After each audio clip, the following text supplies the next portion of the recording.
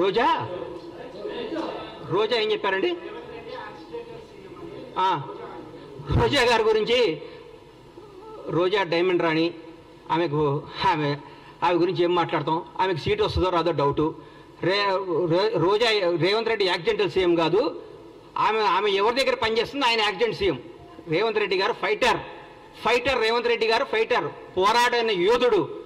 భారతదేశంలో ఇట్లాంటి యోధులు చాలా తక్కువ మంది ఉంటారు. ఈయన యోధుడు. ఈయన పోరాడి కష్టపడి తనేందో నిరూపించుకొని ముఖ్యమంత్రి పదవి తెచ్చుకున్నాడు. యాక్సిడెంటల్ సీఎం అయితే నాన్నగారు చనిపోతేనో, నాన్నగారు వారసత్వం వస్తేనో, ఇంకోటి వస్తేనో, నీలాగా పులుసు వండి పెడితేనే వస్తుంది.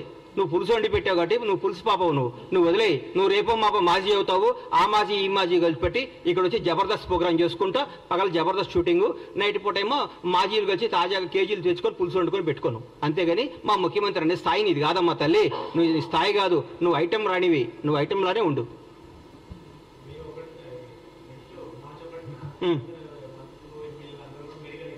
ఎందుకు? మేము పగలగొట్టిన మేడిగేట్ ఎట్లా చూసుకోవడానిక? మేము దోసుకున్న మేడిగేట్ ఎట్లా ఉందో చూసుకోవడానిక?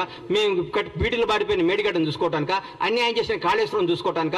అక్రమాలు చేసిన కాళేశ్వరంలో ఏమేమి తప్పులు ఎట్లా వస్తాయో దీనికి ఎట్లా ఆన్సర్ ఇవ్వాలని వాళ్ళ ఎమ్మెల్యేలని వాళ్ళందరినీ తీసుకొని చూపించడానిక?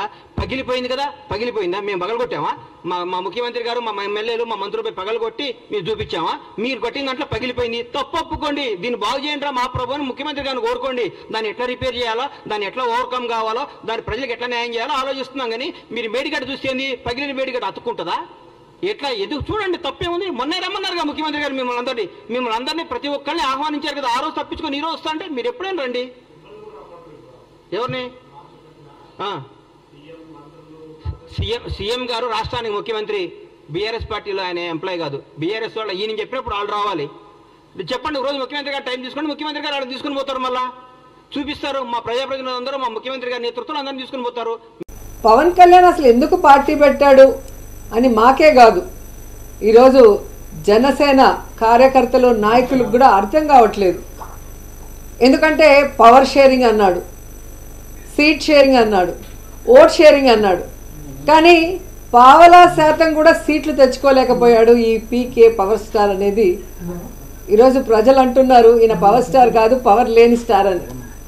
ఎందుకంటే ఈ మధ్యలోనే 2019లో అనుకుంటా ఒక మీటింగ్లో, పబ్లిక్ మీటింగ్లో అంటూ ఉండేవాడు పవన్ కళ్యాణ్, జనసేన అంటే కుక్క బిస్కెట్లు వేస్తే తోకూపుకుంటూ మన వెనక తిరుగుతారు, వీళ్ళకి 10-15 సీట్లు ఎక్కువ అని తెలుగుదేశం వాళ్ళు మన అవమానిస్తున్నారు. మన పార్టీ ప్రజల కోసం పుట్టిన పార్టీ, మనం ఎవరి బిస్కెట్లకి తల వంచం, మనమే వాళ్ళకి ఎన్ని కావాలో అన్ని ఇస్తామని చాలా పెద్ద పెద్ద మాటలు మాట్లాడారు. మరి ఈరోజు 24 సీట్లకి కుక్క బిస్కెట్లు వేస్తే తోకూపినట్టు ఎందుకు తోకూపుకుంటూ చంద్రబాబు నాయుడుతో ప్రెస్ మీట్ పెట్టారో పవన్ కళ్యాణ్ చెప్పాల్సిన అవసరం ఉంది. చాలా పెద్ద పెద్ద డైలాగులు కూడా చెప్పాడు. సముద్రం ఎవరి కాళ్ళు పట్టుకోదు, పర్వతం తల వంచదు అని. మరి ఏ ప్యాకేజీ కోసం 24 సీట్లకే చంద్రబాబు నాయుడు కాళ్ళు పట్టుకున్నావు? ఈరోజు చంద్రబాబు నాయుడు ఇచ్చిన ముష్టి 24 సీట్లకే ఎందుకు తల వంచావు పవన్ కళ్యాణ్ అని జనసేన కార్యకర్తలు నాయకులకి సమాధానం చెప్పాలి. నిజంగా ఎంత బాధాకరం అంటే,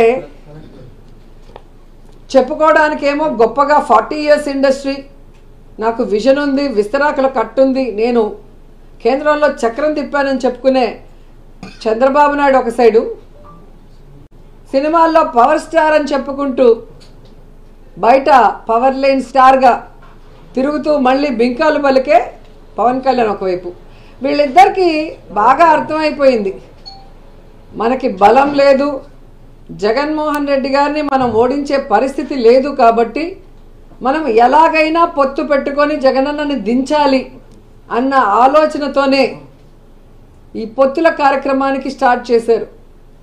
కొద్దిసేపు బీజేపీ సంకనెక్కాలని చూస్తారు, బీజేపీ సంఖ ఎత్తించుకోపోతే కాంగ్రెస్ సంకనెక్కాలని చూస్తారు, ఆ కాంగ్రెస్ ఎక్కించుకోకపోతే పిల్ల పార్టీలతో పోవాలని చూస్తారు. అంటే వాళ్ళల్లో వాళ్ళకి ఒక గందరగోళం, ఎవరితో పొత్తు పెట్టుకోవాలి, ఎలా వెళ్ళాలి, ఎవరు మనని పొత్తు పెట్టుకోవడానికి అవకాశం ఇస్తారో అర్థం కాకుండా గందరగోళం పరిస్థితిలో ఈరోజు 118 స్థానాలు అనౌన్స్ చేశారనేది మనం అర్థం చేసుకోవాలి.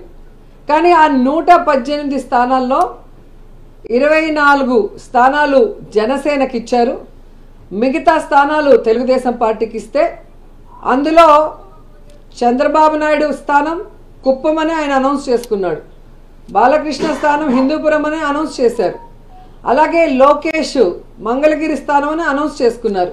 కానీ పవన్ కళ్యాణ్ ఎక్కడ నించోలో ఏ స్థానమో కూడా ఇంకా చంద్రబాబు నాయుడు డిసైడ్ చేసేంత వరకు అనౌన్స్ చేసుకోలేని దౌర్భాగ్య పరిస్థితిలో ఉన్నారు. అంటే అర్థం ఏంటి?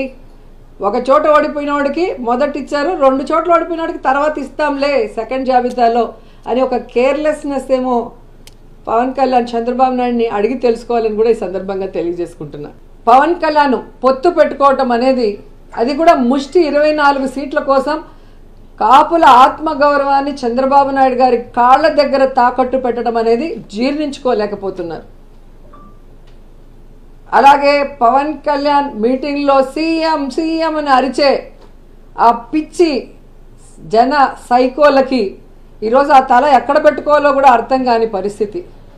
ఎందుకంటే పవన్ కళ్యాణ్ అనేవాడు ఎప్పుడూ కూడా పొలిటికల్ లీడర్గా పనికిరాడు, అతనికి రాష్ట్రం మీద అవగాహన లేదు, ప్రజల మీద ప్రేమ లేదు, పార్టీ కార్యకర్తలు నాయకుల మీద గౌరవం లేదు అన్న విషయం నేను అనేక సందర్భాల్లో చెప్పాను.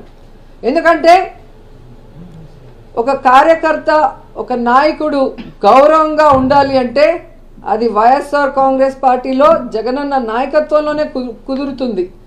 సొంత జెండా సొంత అజెండాతో ప్రజలకి మంచి చేస్తూ నేను వైఎస్ఆర్ కాంగ్రెస్ పార్టీ నాయకుడిని, నేను వైఎస్ఆర్ కాంగ్రెస్ పార్టీ కార్యకర్తని అని గర్వంగా చెప్పుకునే విధంగా కాలర్ ఎగరేసి గ్రామాల్లో వార్డులో తిరిగే విధంగా ఈరోజు జగన్మోహన్ రెడ్డి గారు ఇచ్చిన మాటకి కట్టుబడి పరిపాలిస్తుంటే తెలుగుదేశం వాళ్ళు జనసేన వాళ్ళు గ్రామాల్లో వార్డుల్లోకి వెళ్ళటానికి కూడా భయపడే పరిస్థితి. ఎందుకంటే చంద్రబాబు నాయుడు ఏ రోజు కూడా చెప్పిన మాట మీద నిలబడలేదు, ఇచ్చిన మేనిఫెస్టోకి కట్టుబడి ప్రజలకి చేయలేదు. అలాగే పవన్ కళ్యాణ్ ఎప్పుడు ఏం మాట్లాడతాడో ఆయన పార్టీ పెట్టిన రోజు నుంచే మీరు చూస్తే అర్థమవుతుంది. పార్టీ పెడతాడు కానీ కంటెస్ట్ చేయడు, సింగిల్గా కంటెస్ట్ చేస్తే తాను కంటెస్ట్ చేసిన 2 చోట్ల ఓడిపోతాడు.